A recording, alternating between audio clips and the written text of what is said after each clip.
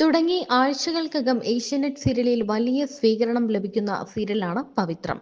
വിക്രമിന്റെയും വേദിയുടെയും മഴക്കും പ്രണയവും ആരാധകർ ഏറ്റെടുത്തു കഴിഞ്ഞു. ഓരോ കഥാപാത്രങ്ങളും വളരെ നാച്ചുറലാണ്. വച്ചുകെട്ടലുകളും ഷോഫുമില്ലാത്ത ജീവിതത്തിന്റെ നേർക്കാഴ്ച.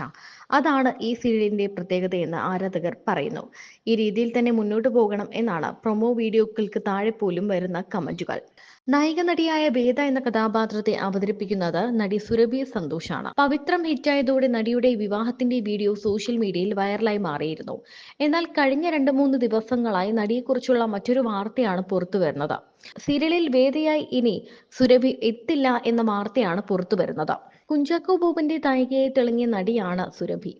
അദ്ദേഹത്തിനൊപ്പം കുട്ടനാടൻ മാർപ്പാപ്പ എന്ന ചിത്രത്തിലാണ് അഭിനയിച്ചത്.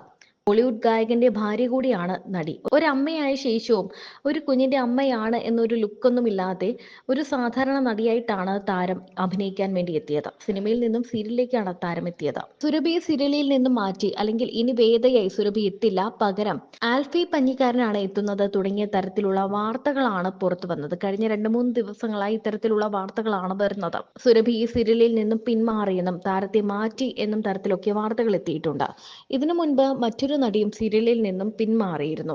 അത് ഗർഭസംബന്ധമായ കാരണത്താലാണ് മാറിയത്. 7-ാം മാസമായപ്പോഴാണ് ഒരു നടി ഈ സീരിയലിൽ നിന്നും മാറിയത്.